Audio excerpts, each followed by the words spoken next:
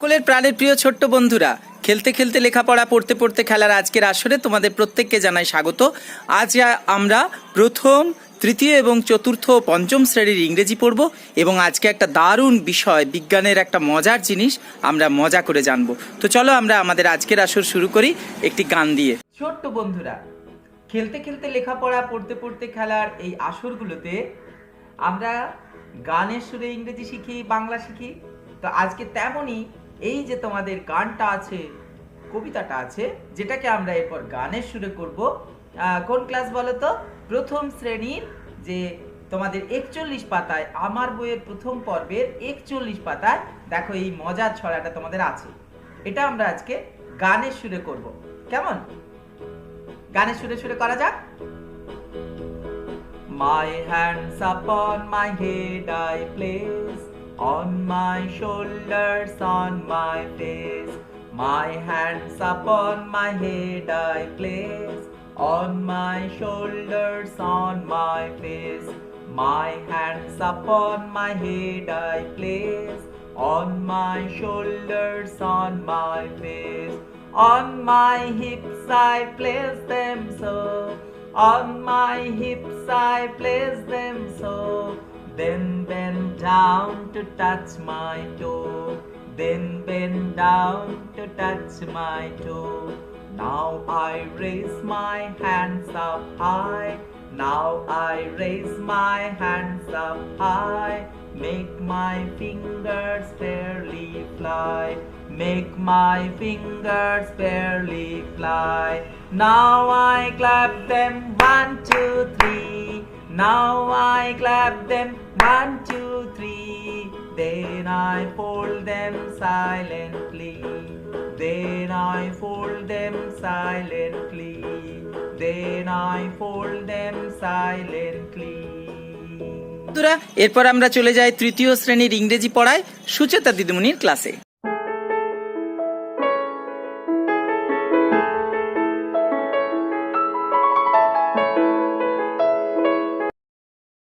Dear students, how are you?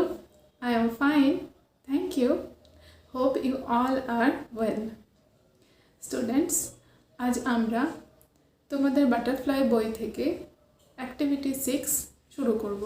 এখানে my house বা my house সম্পর্কে বলেছে। হাউস মানে তোমাদের বাড়ির কোনো ঘরে কি কি জিনিস থাকে, সেগুলো কোথায় কোথায় থাকে সেই সম্পর্কে আমরা আলোচনা করব। যেমন কিছু উদাহরণ তোমাদের দিই।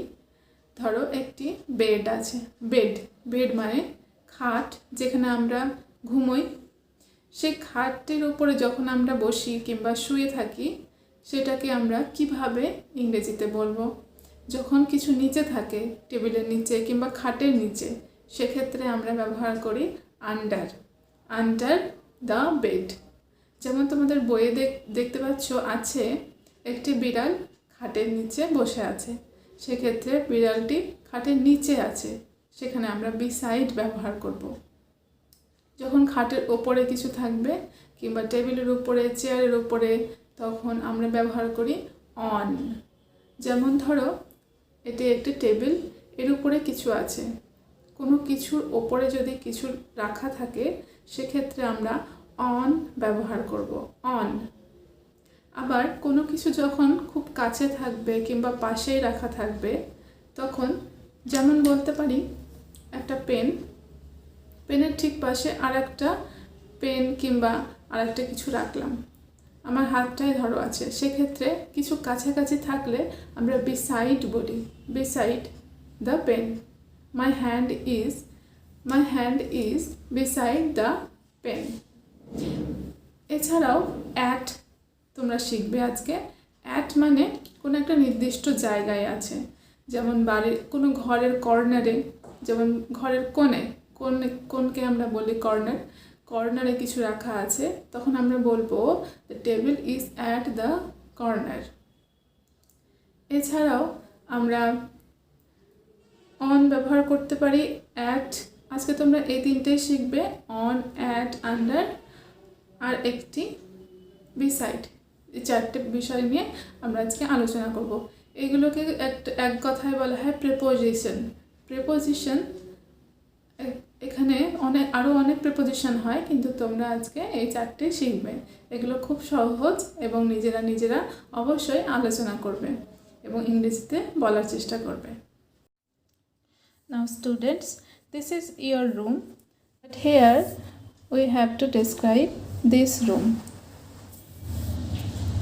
Students, ছাত্রছাত্রীরা, তোমাদের রুম এরকমভাবে হয়তো সাজানো থাকে না, কিন্তু চলো আজকে আমরা এই রুমটার মধ্যে যা যা আছে সেগুলো নিয়ে আলোচনা করি এবং সেগুলো কোথায় আছে, কেমনভাবে আছে সেটা আমরা ইংরেজিতে আলোচনা করব। তোমরাও আমার সঙ্গে ইংরেজি কথাগুলো শুনে শুনে বলার চেষ্টা করবে। আমরা অ্যাক্টিভিটি 6-এর এই ম্যাচ করব, এখানে ম্যাচ করব। ম্যাচ মানে একটার সঙ্গে আর একটা মেলানো। দেখো, দেয়ার ইজ এ ক্যাট বলেছে, দেয়ার ইজ এ ক্যাট, সেখানে একটি বিড়াল কোথায় আছে। তাহলে এখান থেকে আমাদের খুঁজতে হবে কি উত্তর হতে পারে। বিড়ালটি কোথায় ছিল? বিড়ালটি ছিল খাটের ঠিক নিচে, খাটের নিচে। তাহলে কি হতে পারে? উত্তর হবে,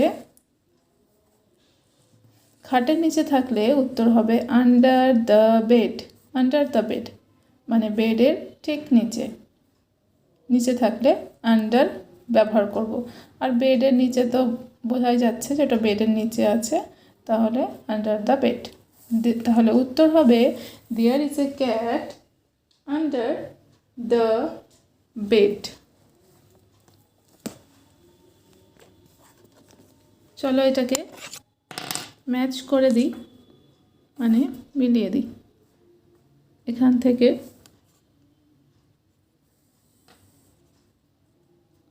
এই হলো উত্তর। তারপর একটা দেয়ার is a table.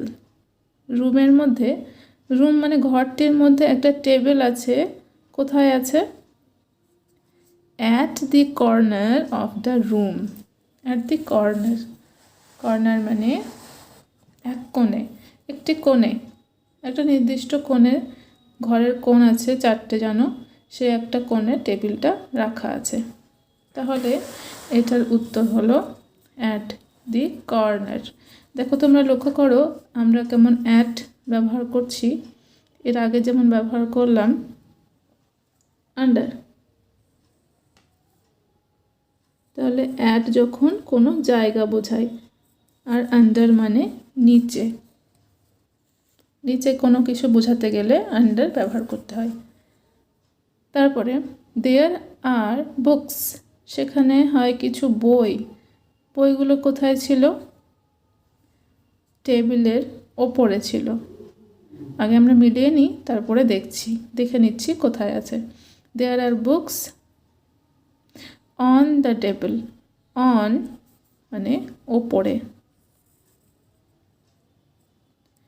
On the table. চলো দেখে নিই। রুমের ভেতরে টেবিলের ওপরে বইগুলো আছে। যখন কিছু বই কিংবা যে কোনো কিছু ওপরে থাকবে, রাখা থাকবে ওপরে, তখন অন দিতে হবে, অন ব্যবহার করতে হবে। তারপরেরটা there is a fan. Fan নিশ্চয়ই সিলিংয়ের সঙ্গেই ঝোলানো থাকবে। সিলিং মানে আমাদের ঘরের ভেতরের ওপরের ছাদের দেওয়ালটা, সবচেয়ে উপরে, আমাদের মাথার উপরে যে দেওয়ালটা আছে ওটাকে বলে সিলিং। তাহলে সিলিংয়ের সঙ্গে ফ্যানটা ঝোলানো আছে।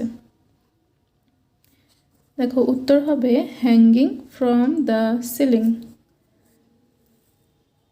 তাহলে ফ্যান থেকে এই হলো উত্তর। There is a fan hanging from the ceiling. Last নয়, সেকেন্ড লাস্ট, ওকে।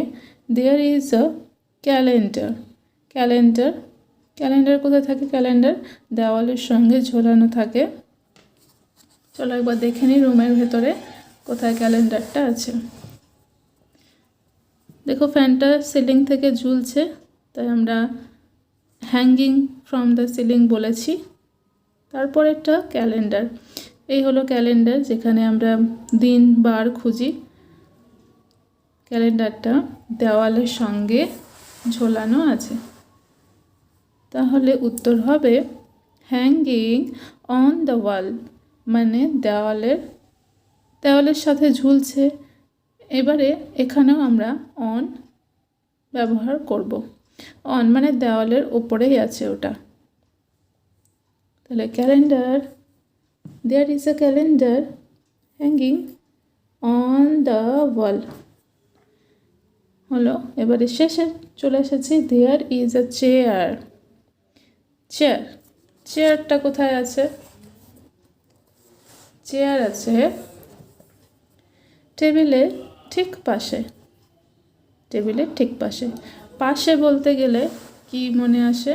পাশে বলতে গেলে বিসাইড আমরা ব্যবহার করব। Beside, there is a chair beside the table. There is a chair beside the table. তাহলে আরেকবার উত্তরগুলো আরেকবার বলে দিচ্ছি, তোমরা মন দিয়ে বুঝবে কোথায় কোথায় কি ব্যবহার করতে হবে। There is a cat under the bed. বেডের নিচে ক্যাটটি বসে আছে। There is a table at the corner of the room. Room এর একটি কোণে টেবিল আছে। There are books on the table. টেবিলের উপরে অনেকগুলি বই আছে। There is a fan. Fan তোমাদের নিশ্চয়ই মনে আছে সিলিং থেকে ঝুলছে। Hanging from the ceiling. There is a calendar. Calendar ওয়ালের সাথে ঝুলছে। ওয়াল মানে দেওয়াল, ঘরের ভেতরে দেওয়াল। Hanging on the wall. There is a chair beside the table, মানে টেবিলের ঠিক পাশে। চেয়ার টেবিলের ঠিক পাশে। এবারে আমরা 5 নম্বর পৃষ্ঠায় চলে যাব। ছাত্রছাত্রীরা, আমরা এখন অ্যাক্টিভিটি 6 এর বি নম্বর অংশে চলে এসেছি। বি নম্বর অংশেতে বলেছে তোমরা আগের পৃষ্ঠার যে ছবিটা পেয়েছো সেই ছবিটা আবার ভালো করে দেখো। সেই ছবিতে আরও কিছু বিষয় নিয়ে, ছবি থেকে আরও কিছু বিষয় আমরা এখন আলোচনা করব।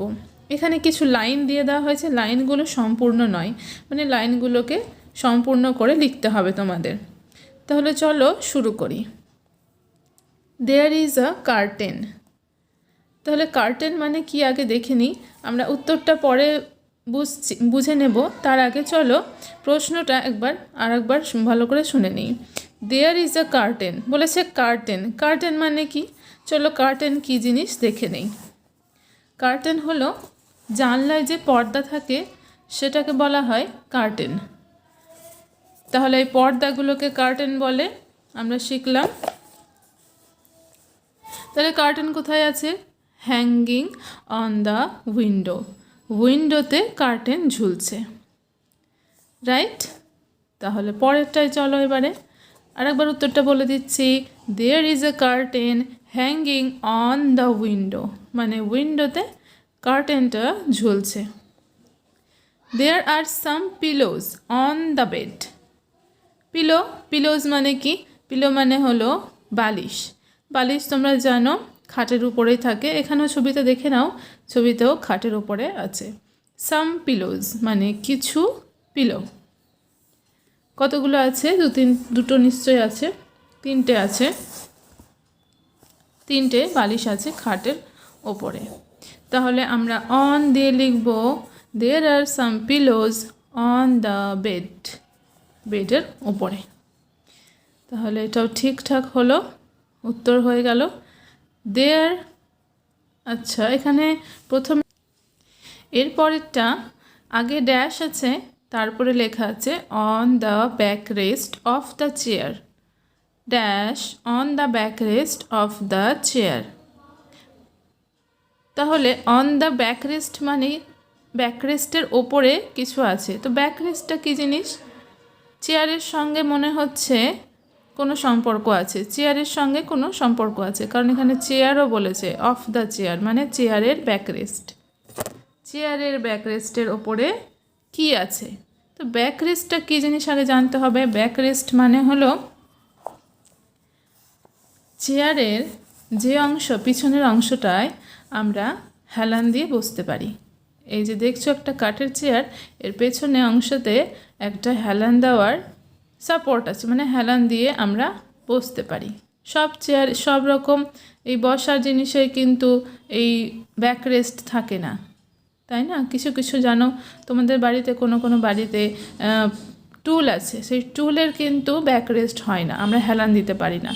তাহলে এটাকে বলে ব্যাকরেস্ট। তো ব্যাকরেস্টের ওপরে কি আছে? ব্যাকরেস্টের উপরে আছে একটা জামা, এটাকে আমরা বলতে পারি শার্ট, তাই তো? আমরা শার্ট বলতে পারি।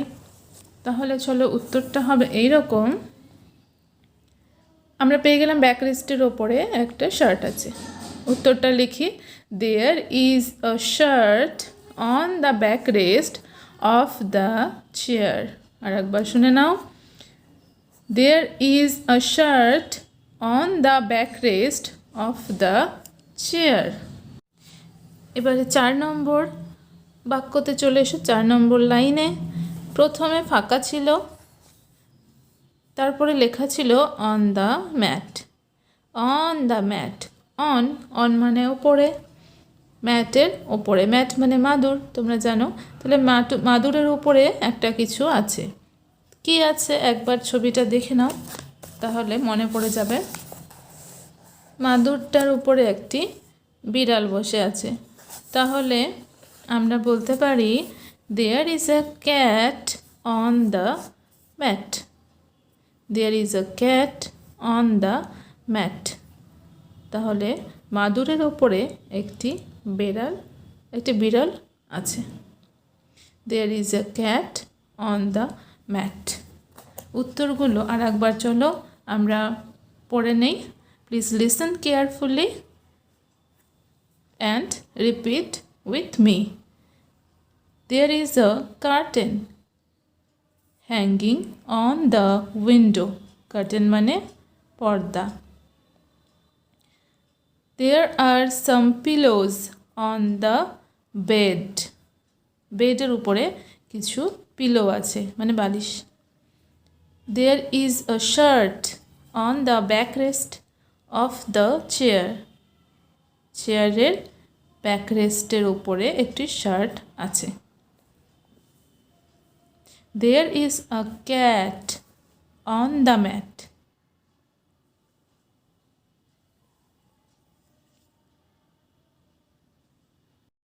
ছাত্রছাত্রীরা, এখন আমরা নিজের নিজের ক্লাসরুম সম্পর্কে আলোচনা করব। তোমরা এতক্ষণ শিখেছ অন, অ্যাট, আন্ডার, বিসাইড, এগুলোকে কিভাবে কাজে লাগানো যায়, এগুলোর সাহায্যে আমরা কিভাবে কথা বলতে পারি এবং এগুলোকে ব্যবহার করে কিভাবে একটি রুমকে আমরা ডেসক্রাইব করতে পারি, মানে রুমের বিভিন্ন জায়গায় কি কি আছে সেগুলোকে আমরা বোঝাতে পারি। তাহলে এর পরের সি নাম্বার পার্টে বলেছে লেটস টক। কি বিষয় আলোচনা করতে হবে? Let's tell the class what we see in the classroom. We may begin like this. মানে তোমার নিজের নিজের ক্লাসরুম সম্পর্কে অন্যদের বলো। তার আগে চলো দেখে নিই আমি আমার ক্লাসরুমকে কিভাবে তোমাদের সামনে আলোচনা করছি, তোমাদের শোনাচ্ছি, সেটা একবার শিখে নাও। তারপর তোমরা নিজেদের মতো করে নিজেদের ক্লাসরুম সম্পর্কে আলোচনা করবে। Dear students, let's talk about our classroom. This is our classroom. So let's start. There is a whiteboard hanging on the wall. There is a whiteboard hanging on the wall. আমি white board use করছি কারণ আমাদের black বোর্ডে লেখা হয় না, আমরা white board ব্যবহার করি, তাই বলছি হোয়াইট বোর্ড। তোমরা যদি ব্ল্যাক বোর্ডে লেখো স্কুলে তাহলে তোমরা ব্ল্যাক বোর্ড বলতে পারো। তারপর there is a table at the corner of the room. দেখতে পাচ্ছ ঘরের কর্নারে একটা, কর্নার মানে কোণে একটা টেবিল আছে। তাহলে আমি বলবো there is a table at the corner of the room। এরপর there is a chair beside me। there is a chair beside me। there are some books।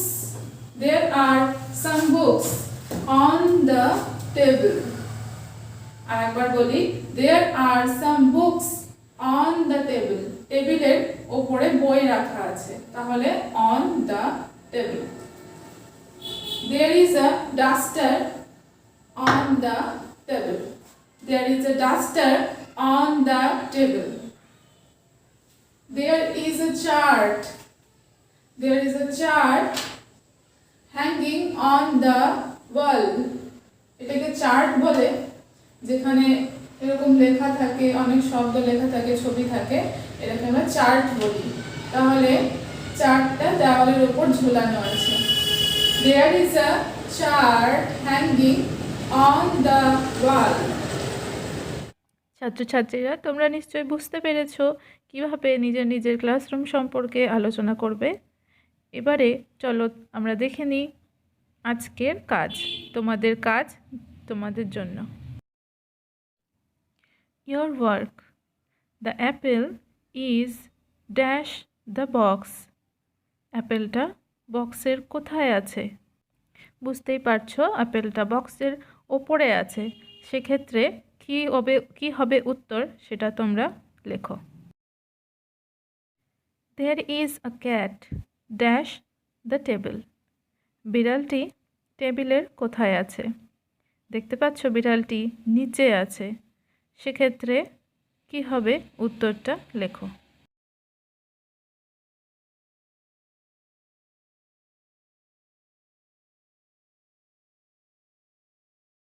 চলো বন্ধুরা, এরপর আমরা চলে যাই শাশ্বতী দিদিমণির ক্লাসে। তিনি তোমাদের চতুর্থ ও পঞ্চম শ্রেণীর ইংরেজি পড়াবেন।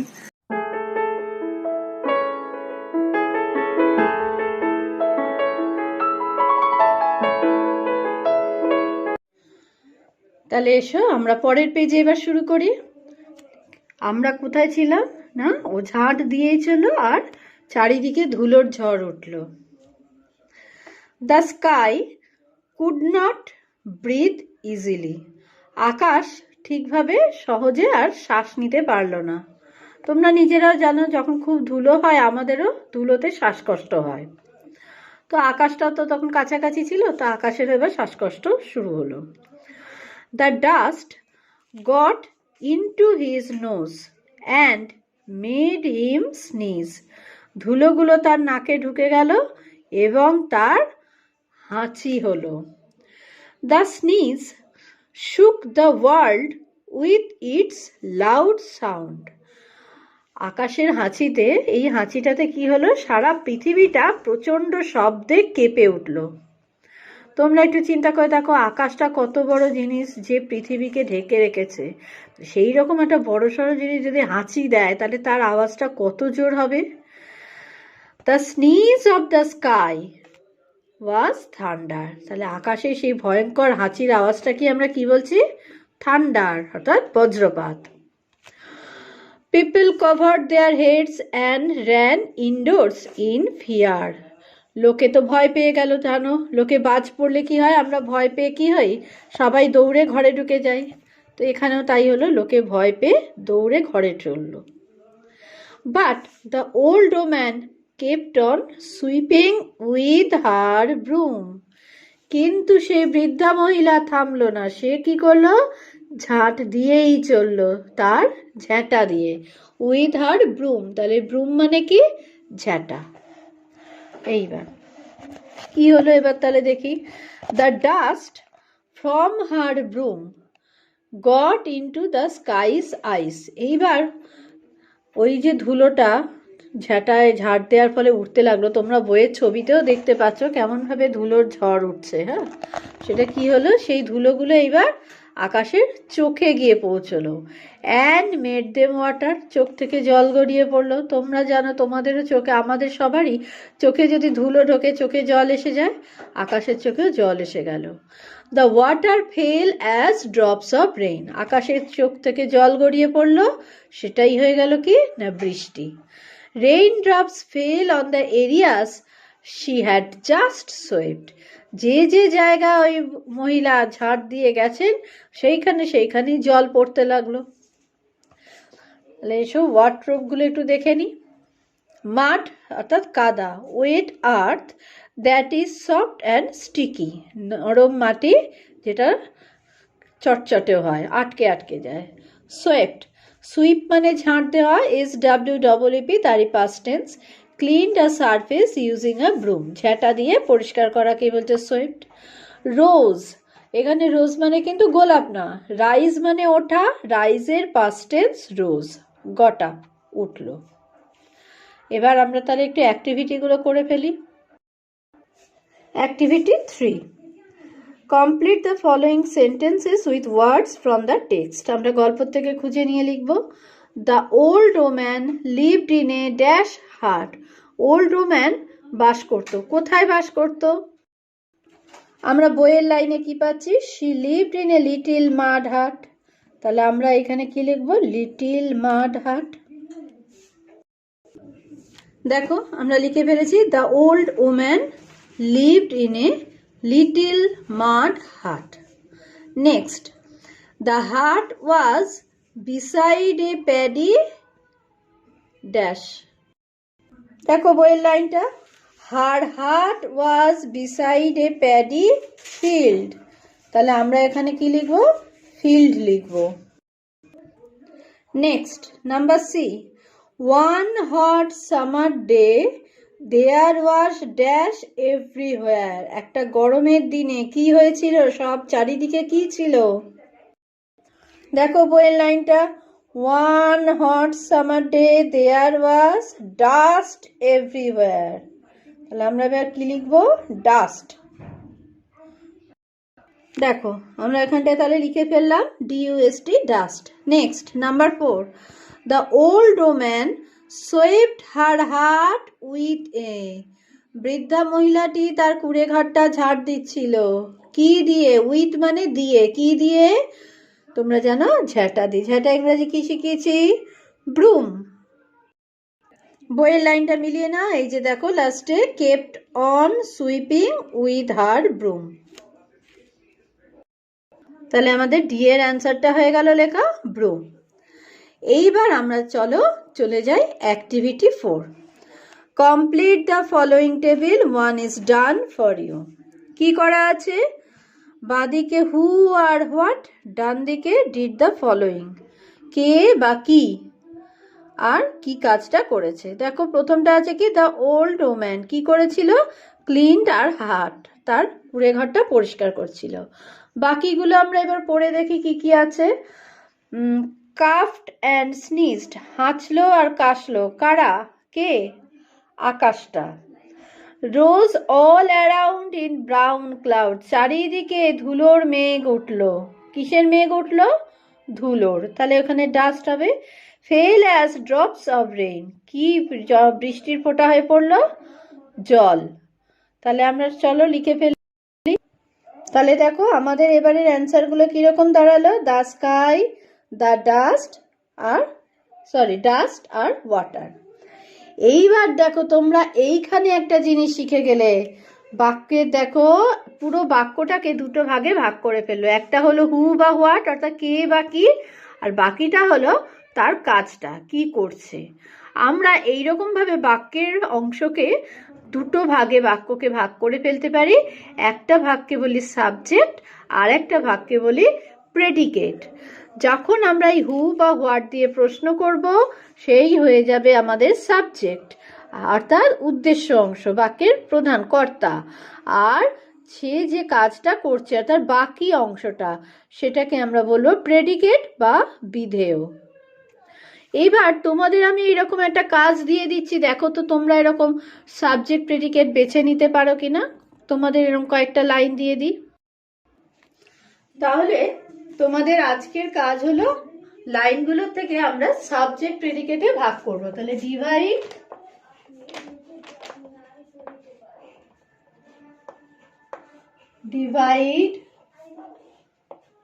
the sentences. Divide the sentences.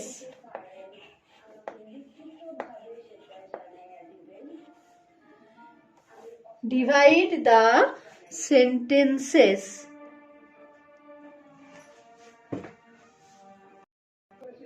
Divide, D-I-V-I-D, divide the sentences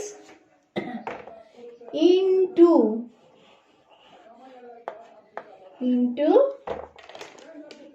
subject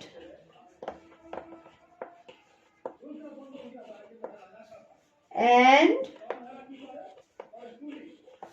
predicate.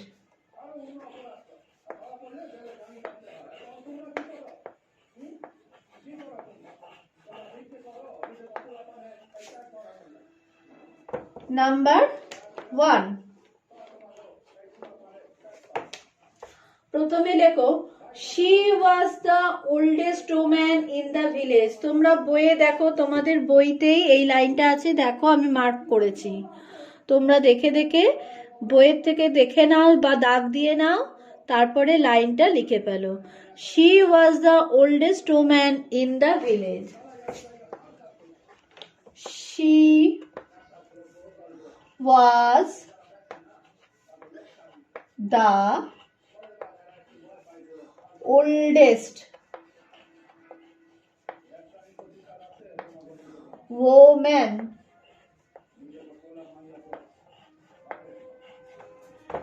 in the village.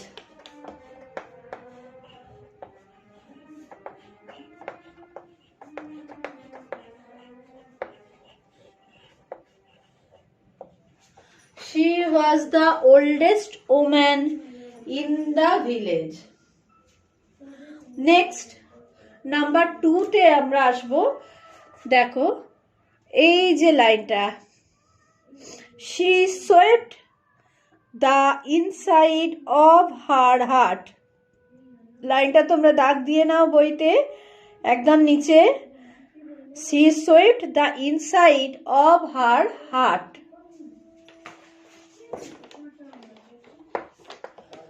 She swept the inside of her heart.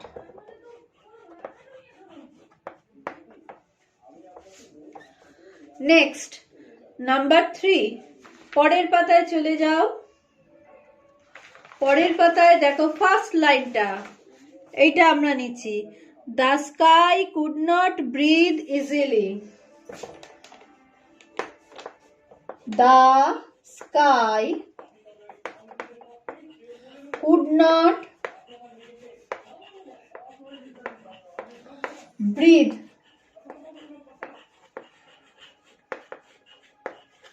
easily. Next, number 4.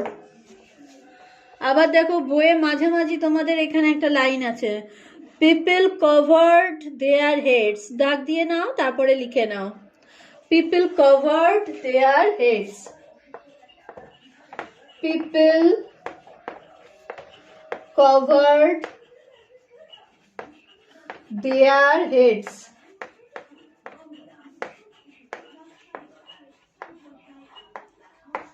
Next, number 5. 5 নম্বর। 5 নম্বরে আমরা কোন লাইনটা লিখছি দেখো, এই যে শেষ লাইনটা, raindrops fell onto the areas she had just swept.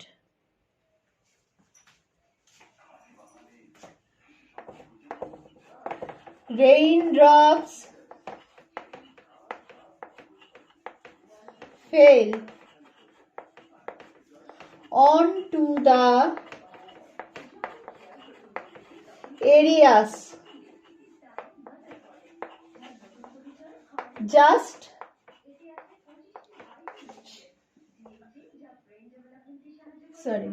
onto the areas she had just swept. She had just swept.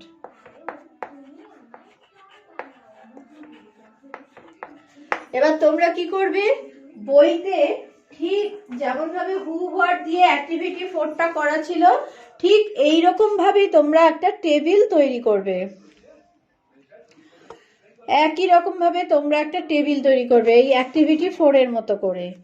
একদিকে হু বা হোয়াট ব্র্যাকেট করে লিখবে, অন্যদিকে ডিড দ্য ফলোইং এটা ব্র্যাকেটে লিখতে পারো।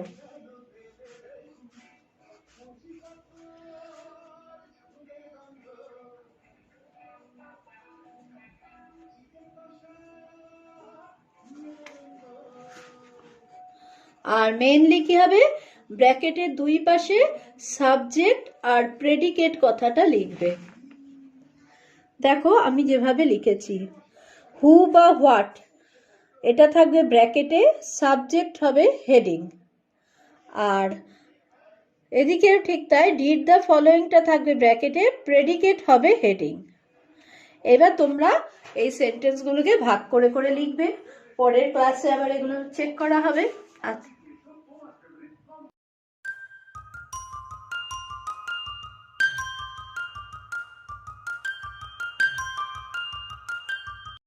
আচ্ছা, তাহলে ক্লাস 5 আমার প্রিয় ছাত্রছাত্রীরা, চলো আমরা তো এই লেসন 1 শুরু করে দিয়েছিলাম, আমাদের ফার্স্ট পার্টটা পড়া হয়ে গেছে।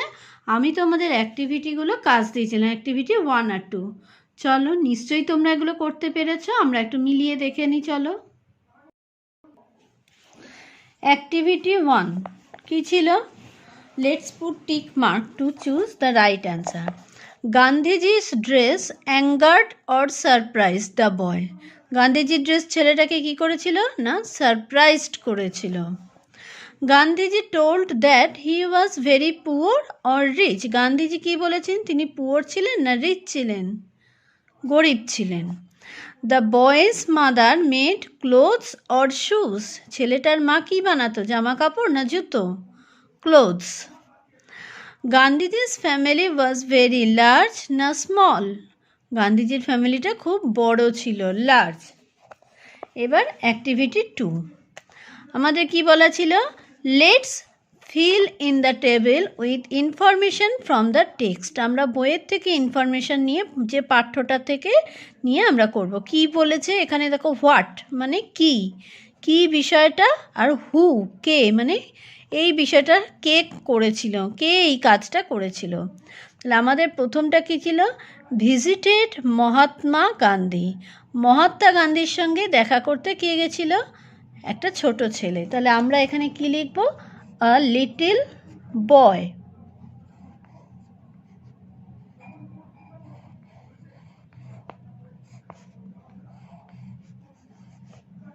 তোমরা নিশ্চয়ই এটাই লিখেছো। পরেরটা, কুড সিউ ওয়েল। ভালো সেলাই করতে পারতো, কে না ছেলেটার মা? The boy's mother. The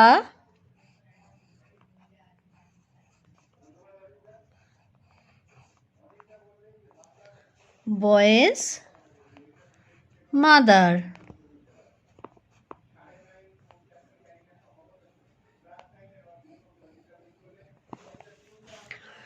had 40 crore brothers and sisters। 40 কোটি ভাই বোন ছিল, কার? গান্ধীজির।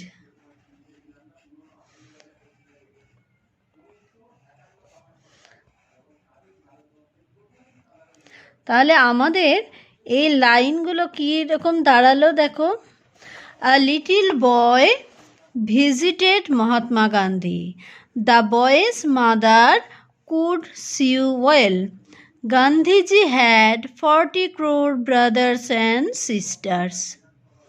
আসলে এটা কি হলো জানো তো, সাবজেক্ট আর প্রেডিকেট। তোমরা আগে শিখেছো না, হু দিয়ে আমরা কোশ্চেন করছি, কার সম্পর্কে বলা হচ্ছে, তাহলে সেই হয়ে গেল বাক্যের কর্তা অর্থাৎ সাবজেক্ট।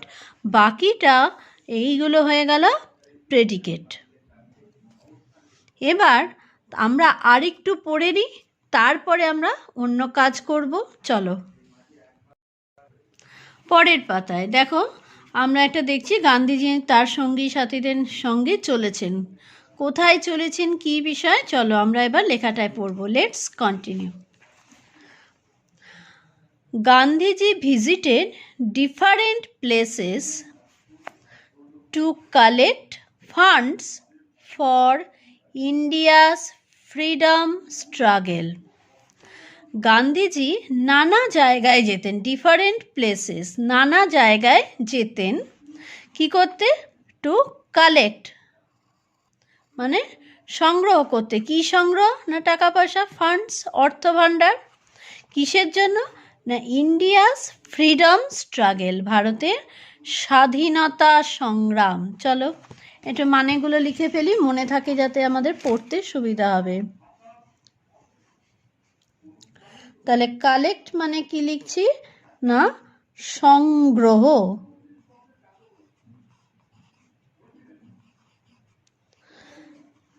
ফান্ড বলতে কি? এখানে টাকা পয়সার ভান্ডার বোঝাচ্ছে।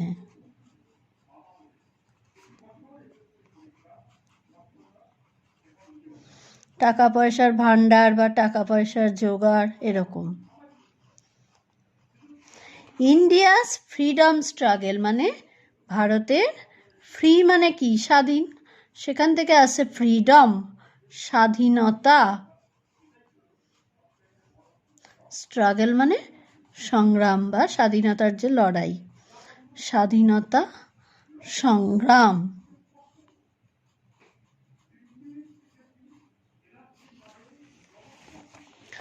এবার এসো আমরা বাকিটা পড়ি। ওয়ান্স হি ভিজিটেড ওড়িশা, একবার তিনি উড়িষ্যায় গেলেন। দেয়ার হি মেট অ্যান ওল্ড ওম্যান, সেখানে তার সাক্ষাৎ হলো। মেট মানে কি? সাক্ষাৎ হলো এক বৃদ্ধা মহিলার সাথে।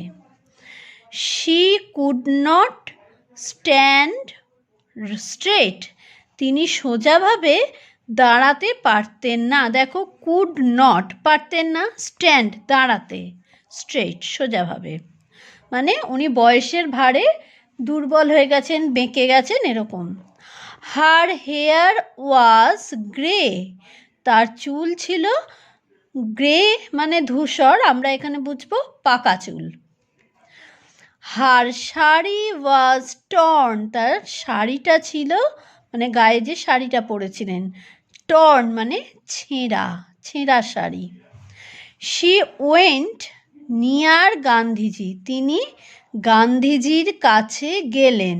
অ্যান্ড এবং টাচড হিজ ফিট, তার পা ছুলেন। Touched his feet. Then she gave him a coin, তারপর তিনি তাকে একটা কয়েন দিলেন মানে একটা টাকা দিলেন। Jamnalal বাজাজ's duty was to keep the funds, এই যে টাকা পয়সা সংগ্রহ করা হচ্ছে, লোকে যে দান করছে, সেই টাকা পয়সাগুলো কে রাখতো? না জামনালাল বাজাজ, তার কাজ ছিল, ডিউটি, তার কাজ ছিল ওই টাকা পয়সাগুলো রাখা। তাই সে কি করলো? He asked Gandhiji for the coin, তাই সে গান্ধীজির কাছে টাকাটা চাইলো। ওই যে বৃদ্ধা মহিলা এসে গান্ধীজির কাছে টাকাটা দিলেন, তা সে যেহেতু টাকাগুলো রাখে জামনালাল, তাই গান্ধীজির কাছে টাকাটা চাইলো, আমাকে টাকাটা দিন। বাট গান্ধীজি রিফিউজড, গান্ধীজি অস্বীকার করলেন মানে দিলেন না, উনি বললেন না দেব না। ও চাইলো, উনি দিতে বললেন এটা দেব না। জামনালাল ওয়াজ সারপ্রাইজ, জামনালাল অবাক হয়ে গেল। কি হলো? আমি টাকা পয়সা রাখছি, এত এত টাকা রাখছি, আমায় দিচ্ছে না। I keep thousands of rupees, Jamnalal said, Jamnalal কি বললো? আমি হাজার হাজার টাকা রাখছি আর আমাকে এই একটা টাকা দিচ্ছে না, কি ব্যাপার হলো? অবাক কাণ্ড। দিস কয়েন ইজ ওয়ার্থ মানে মূল্যবান, much more than those thousands, Gandhiji told. Gandhiji কি বললেন? দিস কয়েন এই টাকাটাই, কয়েনটা, ইজ ওয়ার্থ মাচ মোর অনেক বেশি মূল্যবান, দেন দোজ থাউজেন্ডস ওইসব হাজার হাজার টাকার চেয়ে। If a man has lakhs যদি একজনের লক্ষ লক্ষ থাকে, হি ক্যান গিভ 1,000 or 2 তিনি 1,000 বা 2,000 দিতেই পারেন। But this coin was perhaps all she had কিন্তু এই কয়েনটা সম্ভবত তার সর্বস্ব, যতটুকু তার কাছে ছিল। হোয়াট আ গ্রেট স্যাক্রিফাইস কি মহান ত্যাগ, স্যাক্রিফাইস মানে কি? ত্যাগ। So I value this coin more than 1 crore of rupees তাই আমার কাছে ভ্যালু মূল্যবান, এই টাকাটার মূল্য কোটি টাকার চেয়েও বেশি। মোর দেন মানে কি? বেশি। দেন মানে থেকে, কিসের থেকে? 1 crore of rupees কোটি টাকার থেকেও। গান্ধীজি এক্সপ্লেইন গান্ধীজি ব্যাখ্যা করলেন। হি kept that coin with him for ever তিনি চিরকাল ওই টাকাটা নিজের সঙ্গে রেখে দিয়েছিলেন।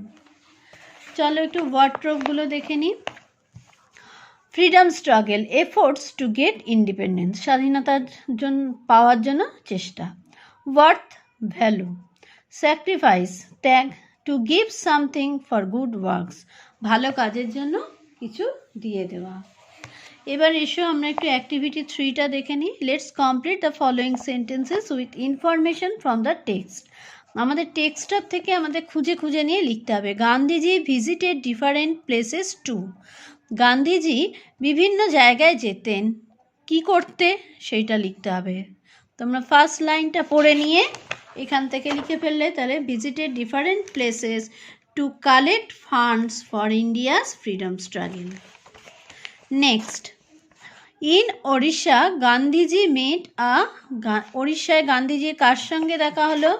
এই যে এই লাইনটা, met an old woman. Next, the old woman went near Gandhiji and old woman গান্ধীজির কাছে গেলেন এবং এই যে went near Gandhiji and touched his feet তার পা ছুলেন। Next, Jamnalal asked Gandhiji for the coin কয়েনটা চাইলেন। আর কি আছে আমাদের true false. Gandhiji never visited any place Gandhiji কখনো কোনো জায়গায় যাননি, একদম ভুল কথা, ফলস লিখতে হবে। The woman from Odisha or a new sari ওড়িশার মহিলাটা একটা নতুন শাড়ি পরেছিলেন, ভুল কথা, ছেঁড়া কাপড় পরেছিলেন, তাই না? ছেঁড়া কাপড় মানেই পুরনো, তাহলে false. Gandhiji got a coin from the old woman old woman কাছ থেকে একটা কয়েন পেয়েছিলেন, রাইট, তাহলে true. Jamnalal collected the coin from the Gandhiji গান্ধীজির কাছ থেকে জামনালাল কয়েনটা নিয়ে নিয়েছিলেন, সংগ্রহ করেছিলেন। সত্যি কি? বলবো না, নিজেরা করো। আমরা এবার কিছু এক্সট্রা কাজ করি, চলো। আচ্ছা, নতুন শেখা ওয়ার্ডগুলো একবার দেখে নাও। কালেক্ট সংগ্রহ করা, ফান্ডস অর্থভাণ্ডার, মেট সাক্ষাৎ পেলেন, ফ্রিডম স্ট্রাগল স্বাধীনতা সংগ্রাম, স্ট্রেট সোজা, টর্ন ছেঁড়া, ফর এভার চিরকালের জন্য, টাচড ছুলেন, রিফিউজড প্রত্যাখ্যান করলেন, ওয়ার্থ মূল্য, পারহ্যাপস সম্ভবত, স্যাক্রিফাইস ত্যাগ। এবার চলে এসো তোমাদের যে অ্যাক্টিভিটি দেওয়া হচ্ছে এটা তোমরা কি করবে? Subject predicate, find subject and predicate.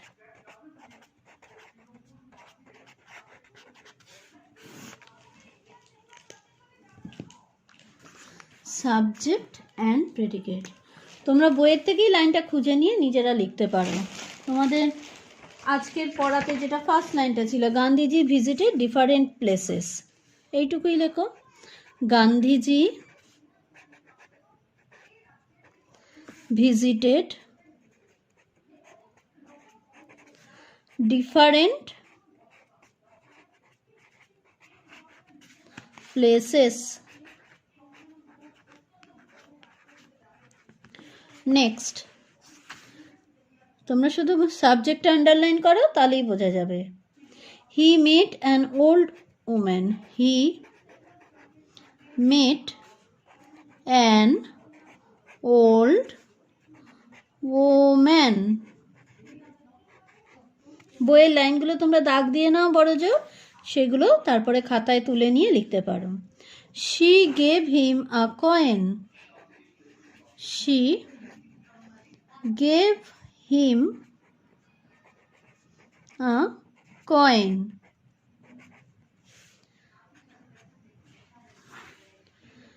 Jamnalal Bajaj's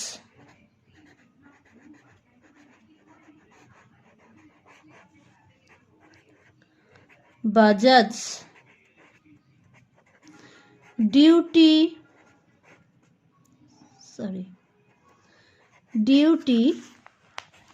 was to keep the funds, was to keep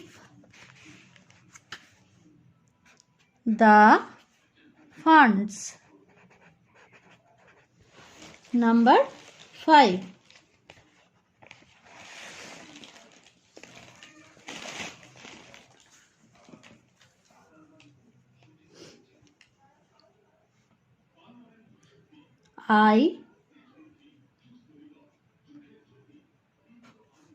এটা লেখো। This coin is worth much more than those thousands.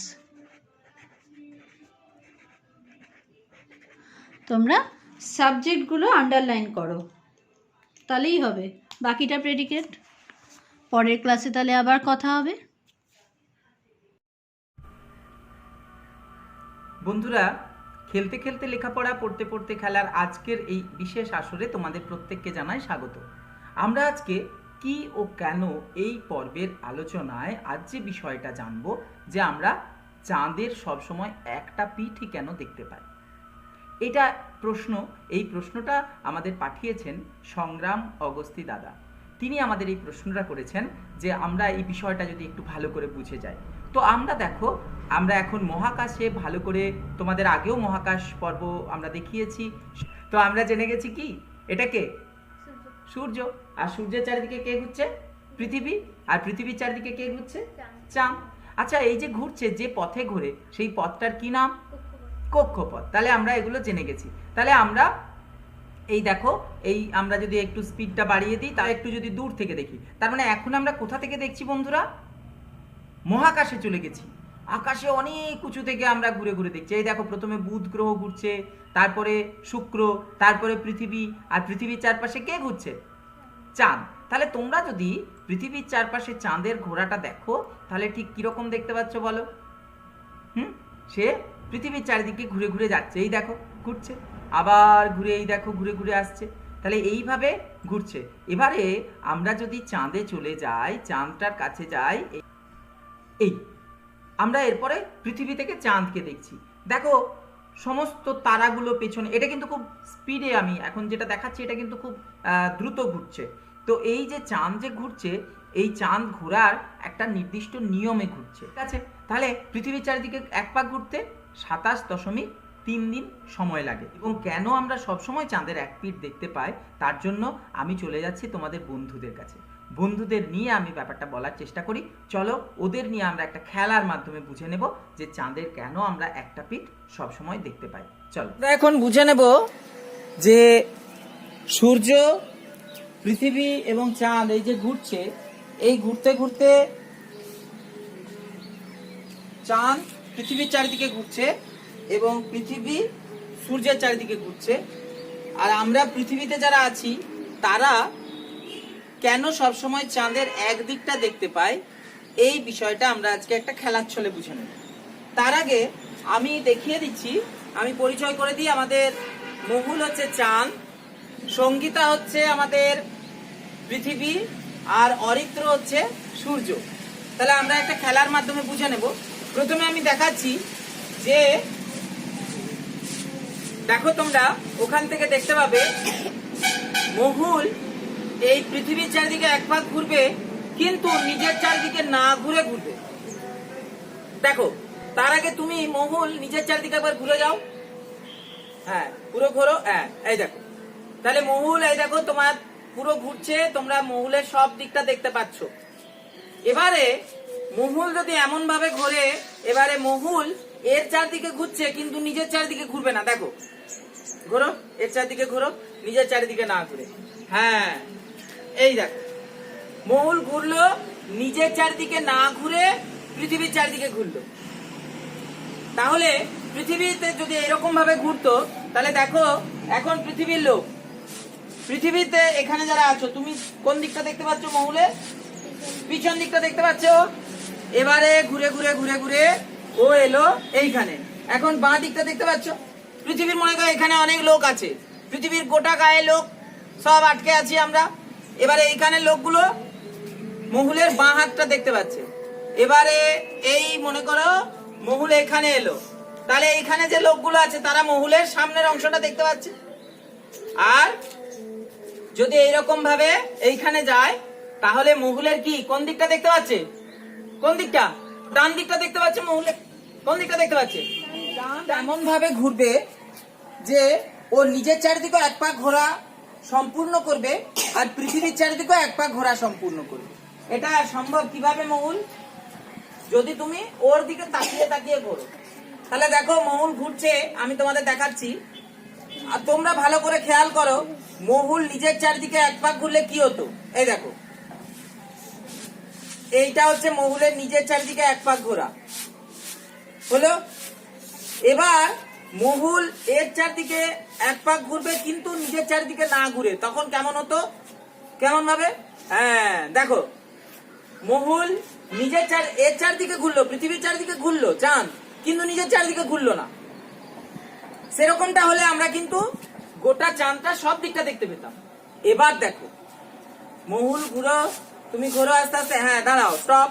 দেখো, আমরা মহুলকে এই পজিশন থেকে, তোমরা যারা আছো এই মহুলের বাঁ দিক থেকে, এই দেখো 45 ডিগ্রি ঘুরে গেল, 90 ডিগ্রি।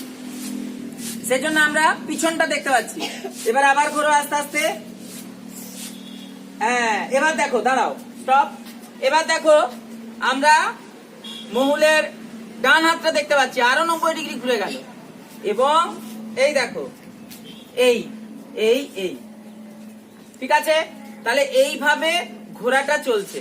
তাহলে দেখো, তোমাদের এই বন্ধু এখন চাঁদ, তুমি বলো তোমার নিজের চারিদিকে এক পাক ঘুরতে কত সময় লাগে? ঘোরো ঘোরো। হ্যাঁ, 27.3 দিনে ও নিজের চারিদিকে এক পাক ঘুরছে। আর ওই সময়তেই সে আবার পৃথিবীর চারিদিকে এক পাক ঘুরছে। তাহলে দেখো, এইভাবে ঘুরলে, এইভাবে ঘুরলে, দেখো এইভাবে যদি ও ঘোরে, তাহলে দেখো ওর নিজের চারিদিকেও এক পাক ঘোরা হলো, নিজের চারিদিকেও এক পাক ঘোরা হলো, এবং পৃথিবীর চারিদিকেও এক পাক ঘোরা হলো। সেই জন্য পৃথিবীর মানুষ সবসময় চাঁদের এক ফিট দেখতে পাই আমরা। তাহলে বন্ধুরা দেখো, পৃথিবী নিজের চারিদিকে ঘুরতে ঘুরতে কার চারদিকে ঘুরছে? সূর্যের চারিদিকে। আর চাঁদ কার চারদিকে ঘুরছে? পৃথিবীর চারদিকে ঘুরছে। আর চাঁদ যখন ঘুরছে কেমন ভাবে ঘুরছে? পৃথিবীর দিকে মুখ করে ঘুরছে। অর্থাৎ ও যখন নিজের চারিদিক এরকম করে পুরো এক পাক ঘুরছে, নিজের চারিদিকেও পুরো এক পাক ঘুরে ফেলছে। ফলে আমরা পৃথিবীর লোক চাঁদের উল্টো দিকটা একেবারেই দেখতে পাচ্ছি না। বোঝা গেল কেন আমরা চাঁদের একদিকটা সবসময় দেখতে পাই? তাহলে হ্যাঁ বলো। হ্যাঁ, চাঁদে গেলে খুব ভালো কথা বলেছে। চাঁদে আমরা যদি যাই তাহলে আমরা চাঁদের উল্টো দিকটা দেখতে পারবো। তাহলে আশা করি তোমরা বিষয়টা বুঝতে পেরেছো। তোমরা বুঝতে পারলে কি পারলে না আমাদের জানাও। তোমাদেরও মনে যদি এরকম কোনো প্রশ্ন থাকে আমাদের পাঠিয়ে দাও, আমাদের প্রশ্ন করো, আমরা নিশ্চয়ই তার উত্তর দেওয়ার চেষ্টা করব। আমার যদি জানা থাকে তাহলে ভালো, আর যদি না জানা থাকে আমি জেনে নিয়ে তার উত্তর দেওয়ার চেষ্টা করব। তাহলে দেখা হবে আমাদের খেলতে খেলতে, লেখাপড়া পড়তে পড়তে খেলার এরকম মজার পরের আসরে। খুব ভালো থাকবে সবাই, টাটা। আজ আমাদের সময় শেষ, দেখা হচ্ছে আগামীকাল ঠিক এই সময়। খুব ভালো থাকবে সবাই, টাটা।